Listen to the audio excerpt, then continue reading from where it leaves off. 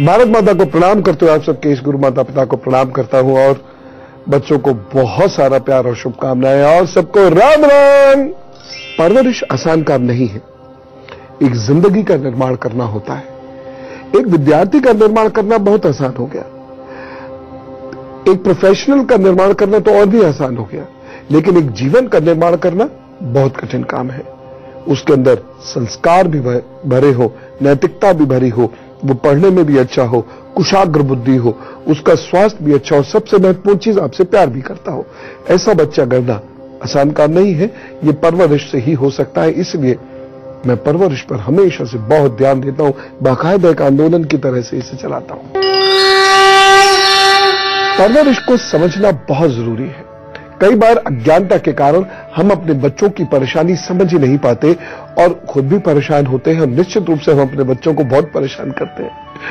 लेकिन आपको फिक्र नहीं करनी है, आपको समझने की आदत डालनी है। मैं धीरे धीरे बहुत सारी चीजें बताता रहता हूं, आप उनको करते जाइए, समझते जाइए। और हे माताओं और हे पिताओं, बस चमत्कारों के चक्कर में मत रहना। सीखिए चीजों को, जीवन में उन चीजों को उतारिए, प्रभु पर विश्वास रखिए और हिम्मत से अपने काम में लगिए। बच्चे को यदि आप समझ जाएंगे तो बच्चे की बहुत सारी दिक्कतों को आप दूर कर देंगे और आप जब नहीं भी रहेंगे तो आपके संस्कार और आपकी दी हुई शक्ति उसके साथ उसकी जिंदगी भर मदद करेगी। बच्चे को यदि आप समझ जाएंगे तो बच्चे की बहुत सारी दिक्कतों को आप दूर कर देंगे और आप जब नहीं भी रहेंगे तो आपके संस्कार और आपकी दी हुई शक्ति उसके साथ उसकी जिंदगी भर मदद करेगी। बच्चा पढ़ता क्यों नहीं? हमने उसको डांट दिया, फिर उसको डांट रहे हैं लेकिन हम परेशान हो रहे हैं। घर में पति पत्नी डिस्कस कर रहे हैं, टीचर्स के साथ डिस्कस कर रहे हैं, टीचर्स अपने को डिफेंड कर रहे हैं क्योंकि उनको नौकरी करनी है। स्कूल के पास कोई बहुत बड़ा स्पष्टीकरण नहीं है। उसने केवल एक साइकियाट्रिस्ट को आपको कह दिया कि जाओ उसको दिखाओ, साइकियाट्रिस्ट बच्चे को देखेंगे, जानेंगे। उसके बाद आप कहीं उसकी कुंडली दिखा रहे हैं, उसके भविष्य को लेकर अजीब व गरीब कयास लगाने शुरू हो जाते हैं, डिप्रेशन शुरू हो जाता है, घर में कला शुरू हो जाती है, अजीब मौन होता है शाम को होमवर्क कराते समय। लेकिन बच्चा क्यों नहीं पढ़ता है? इसके बहुत सारे कारण हैं।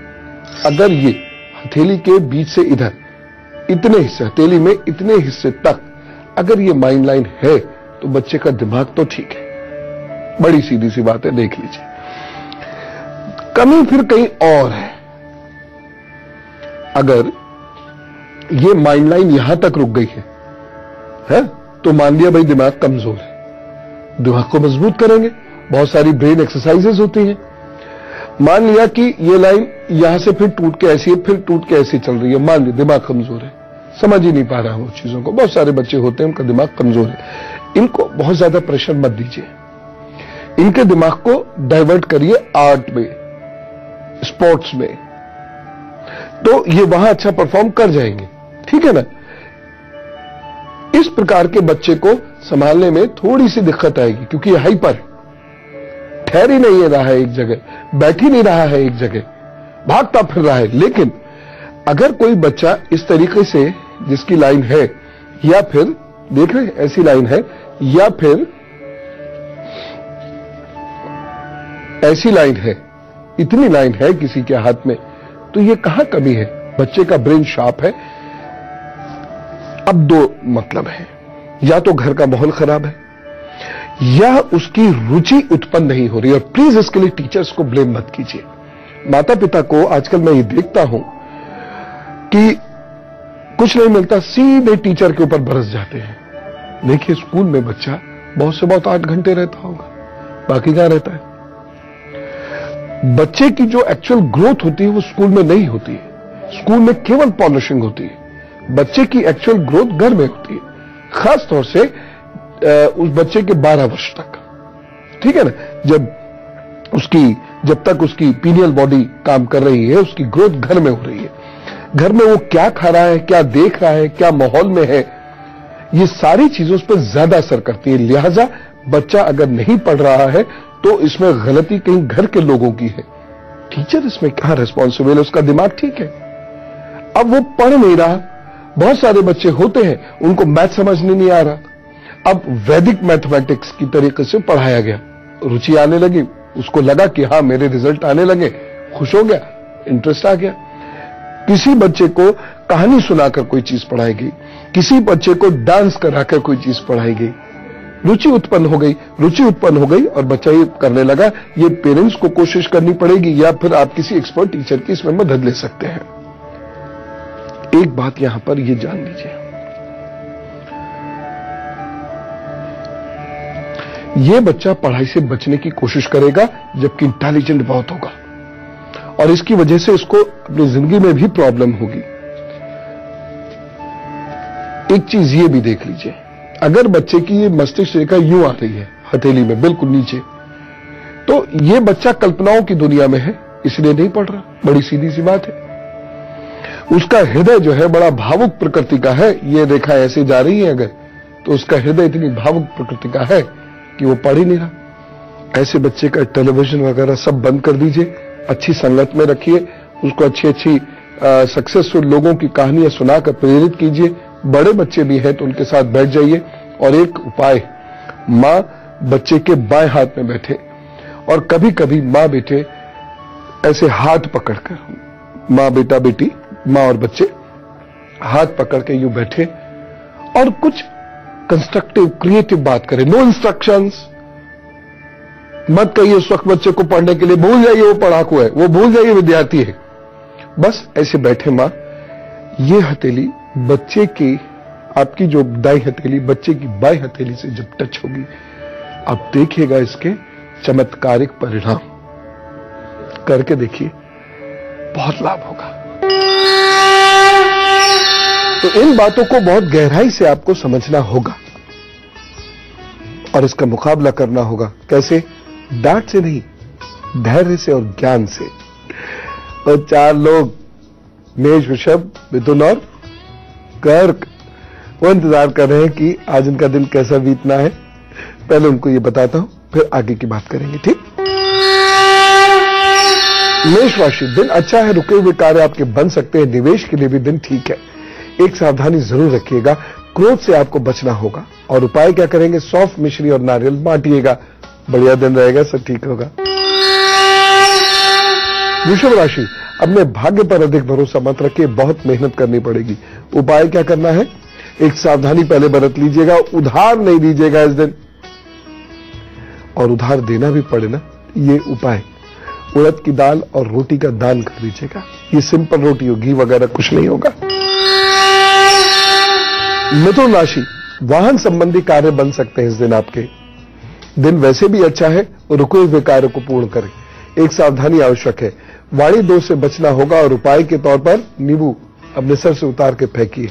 आजकल ये उपाय बहुत काम दे रहा है। कर्क राशि, थोड़ा परेशान रह सकते हैं, तनाव रह सकता है, परिवार में भी तनाव रहेगा, एक सावधानी जरूर रखिएगा। काले रंग के वस्त्र पहनने से बचेंगे तो अच्छा रहेगा। उपाय, अपने इष्ट को पुष्प अर्पित करके उनके सामने बैठकर 108 बार उनका नाम जपें, प्रभु सब अच्छा करेंगे। चलिए अब हम हाथ पर और देखते हैं, राहु केतु वगैरह वगैरह हमारे बच्चों के दिमाग को कैसे प्रभावित करते हैं। चलिए मेरी क्लास में ये देखिए, ये जो टिप्स हैं, ये अगर ये टिप्स दब गई हैं या फूल गई हैं या बहुत ज्यादा पल्पी हो गई हैं, ये वाली टिप्स, तो इन चीजों की कमी हो सकती है। और इसके साथ मैंने अभी आपको नाखूनों के बारे में समझाया था, तो 2-3 तारीख को उम्मीद करता हूं ये सारी बातें आप ज्यादा सीखेंगे, बजाय चमत्कारिक ज्योतिष सीखने के इन बातों को सीखो। चमत्कार से क्या, वो होना होगा, अपने आप हो जाएगा, उस पर मेरा जोर ना आपका जोर। तो लिहाजा जो आप कर सकते हैं आप उसे सीखिए, जो आप कर ही नहीं सकते उसे क्यों सीखते हैं? आप उसे सीख ही नहीं सकते तो उसे जानने की कोशिश मत कीजिए, अपने कर्म पर भरोसा कीजिए, तब प्रभु आपको मदद करेंगे। जो नमस्कार करते हैं वो चमत्कार पाते हैं ना। तो लिहाजा मैंने उसमें एक नाखून बताए थे, जो ऐसे आप दबा के देखेंगे तो वो गुलाबी नहीं होंगे, वो व्हाइट से होंगे। अगर बच्चे के नाखून वैसे हैं और साथ ही ये जो बच्चे की ये टिप्स है ये बड़ी वीक सी हैं, दब जाती हैं एकदम, उंगली से ज्यादा वीक है ये टिप्स, तो ये सारी चीजें जो मैंने बताई अभी ये कम है दिमाग में। अब कम है तो अरे कोई दिमाग खराब थोड़ी है, कम है तो ठीक हो जाएंगे। कैसे ठीक हो जाएंगे? बच्चे को पानी बहुत दीजिए, बच्चे को जंक फूड बिल्कुल मत दीजिए। यही कठिन काम है ना, मम्मी पापा के लिए बहुत कठिन काम है जंक फूड से बचना, लेकिन बचिए, मजबूरी है आपकी, करना पड़ेगा बच्चे की जिंदगी के लिए। जंक फूड मत दीजिए, उसको high calorie high protein diet मत दीजिए। एक बार हो सके डाइटिशियन से मिल लीजिए, लेकिन उसको बहुत तली हुई चीजें देना बंद कर दीजिए, बहुत सारा फैट देना बंद कर दीजिए, उसको मक्खन देना बंद कर दीजिए, ताजा खाना उसको देना शुरू कर दीजिए। शिमला मिर्च उसको जरूर खिलाइए, और ताजी पैक्ड वैक्ड के चक्कर मत पड़ा कीजिए ज्यादा, शिमला मिर्च उसको खिलाइए, ठीक है ना। चावल का जो माड़ होता है, रस होता है, जो हम चावल पकाते हैं जब वो निकल जाता है, उसमें थोड़ी सी काली मिर्च डालकर उसको दीजिए। शंख पुष्पी दीजिए, ब्रह्मी दीजिए, आंवला दीजिए, कितनी सारी चीजें जो मैं आपको बता रहा हूं, आप दीजिए बच्चे को। जरा चांदी के गिलास में जल देना शुरू कीजिए, थोड़ी देर सूर्य के प्रकाश में 15-20 मिनट बिठा दीजिए और गायत्री का यज्ञ करवा दीजिए। यज्ञ के अंदर गुगल और वच जरूर होनी चाहिए। यज्ञ की संविधा में देवों को प्रिय हो सामग्री, ऐसी सामग्री उसमें पड़ी हो, उसमें वच भी हो, गुगल हो, गुड़ हो, कुछ इस प्रकार से सूखी मेवाएं आदि हो। ये करिए और देखना गजब का दिमाग होता जाएगा आपके बच्चे का। अच्छा, पहले सिंह, कन्या, तुला, वृश्चिक का हल, उसके बाद फिर बहुत महत्वपूर्ण उपाय है। गुरु मंत्र में खास बात बतानी है। सिंह राशि, निवेश संबंधी निर्णय जल्दबाजी और भावावेश में मत लीजिएगा, नहीं तो दिक्कत हो सकती है।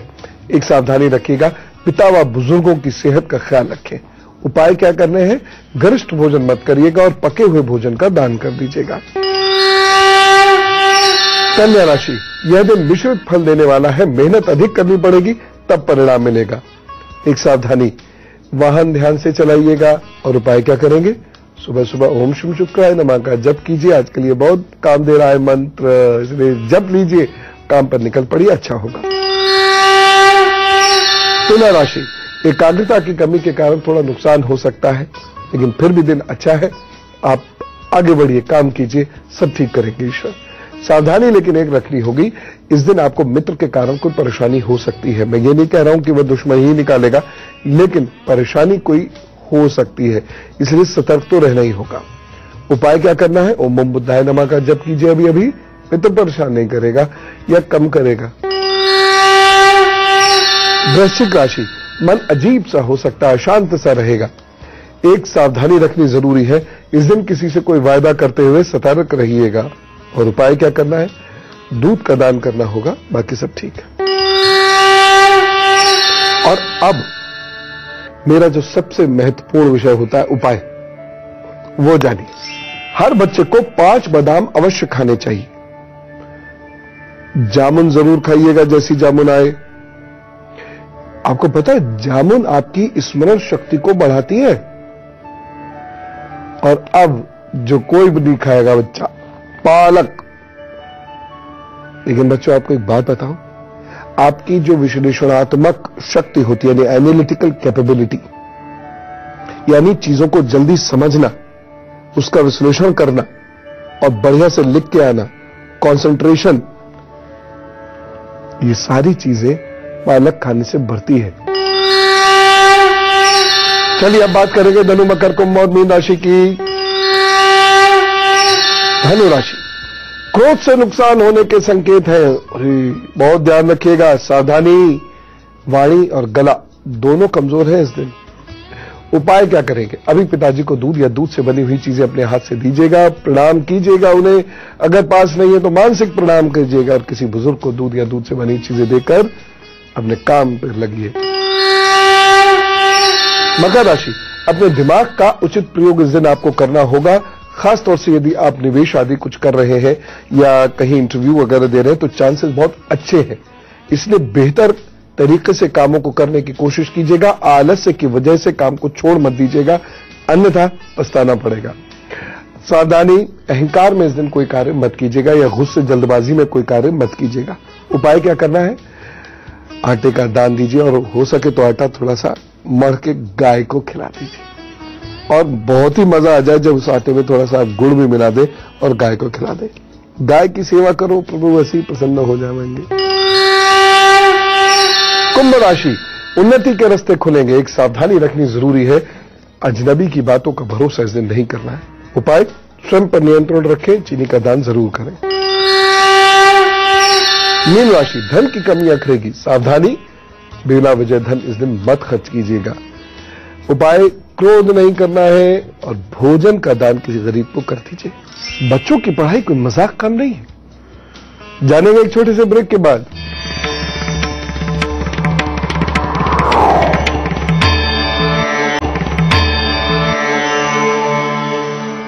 स्वागत है ब्रेक के बाद।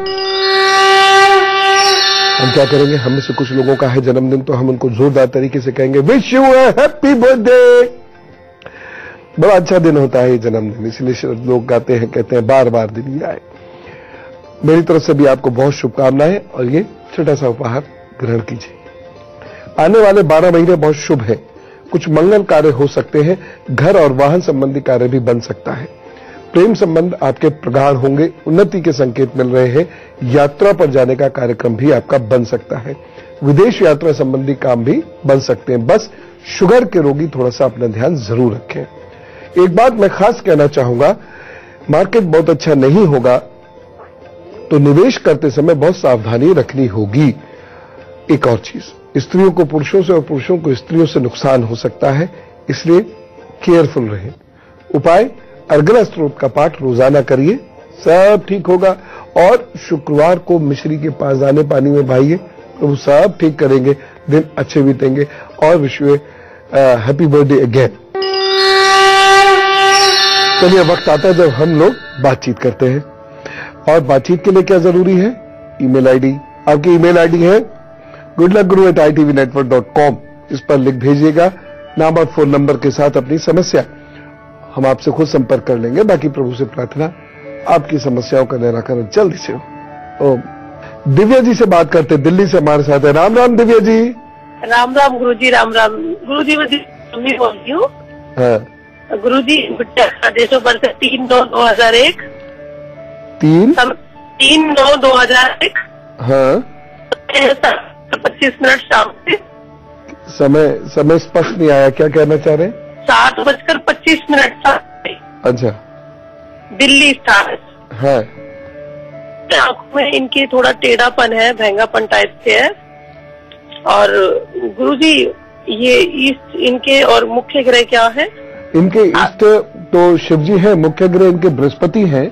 और आंख में जी, आंख इनकी बहुत गहराई से चेक करवाते रहिएगा जब तक ये 12 वर्ष की ना हो जाए। लगातार इनकी आंख का ध्यान हमें रखना होगा, क्योंकि तिरछापन के साथ साथ ऐसे में एक समस्या और भी, आंसुओं से संबंधित समस्या हो जाती है।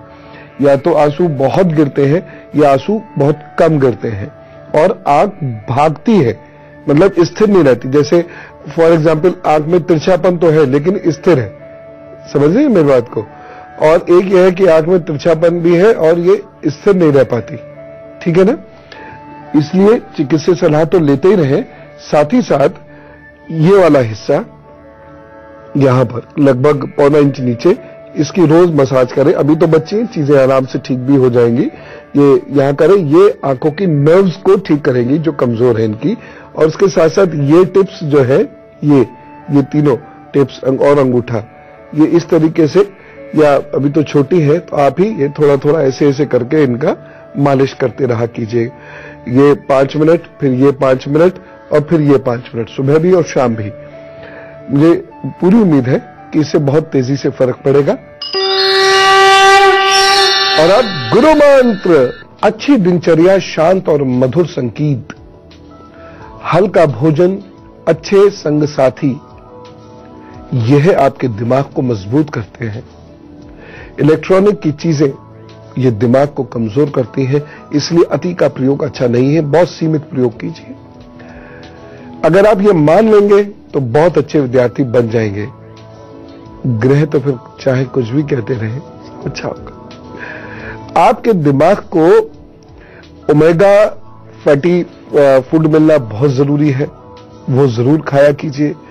बादाम अखरोट जरूर खाया कीजिए और रोजमेरी के तेल की मालिश जरूर कर लिया कीजिए। हफ्ते में 3 दिन आधा चम्मच, छोटी वाली आधा चम्मच दालचीनी का प्रयोग शहद के साथ जरूर करें।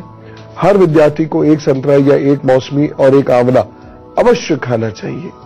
देखिए, चीजें निश्चित रूप से बढ़िया होंगी, आप बहुत अच्छा कार्य कर पाएंगे। तो ब्रह्मी, आंवला, शंखपुष्पी, इन तीनों का मिश्रण बच्चे को देते रहिए। सुबह या रात बच्चे का दिमाग खुलता रहेगा। घर में क्रोध नहीं होना चाहिए। बच्चे को बहुत ज्यादा टारगेट्स नहीं दीजिए। बच्चे के सर पर जोर से मत बोलिए। शांति से अपनी बात उससे कहना सीखिए। बच्चा तर्क करे तो उसका उत्तर तर्क से दीजिए, ना कुतर्क से, ना डांट से। बच्चे का दिमाग कुंद भी होगा तो वह धीरे धीरे खुलना शुरू हो जाएगा। जो बच्चे प्रकृति के टच में अधिक रहते हैं उनका दिमाग बेहतर होता है। इसलिए बच्चों को प्रकृति के टच में जरूर रखें। बहुत ज्यादा शोर में बच्चों को रखाने से बचाएं। और अगर बच्चे के दिमाग को मजबूत करना है तो जंक फूड जहां का है वहीं डाल दें। यानी जंक फूड डालना चाहिए कचरे के डिब्बे में, जंक बॉक्स में, वहीं डालें। ये बच्चे का मुंह, आपके बच्चे का मुंह और पेट है, ये जंक बॉक्स नहीं। इसलिए इसे कूड़ेदान ना बनाए, जंक फूड उसे बिल्कुल ना दें। कल और महत्वपूर्ण बात करूंगा। फिलहाल चलूंगा। खुश रहना। राम राम, नमस्कार।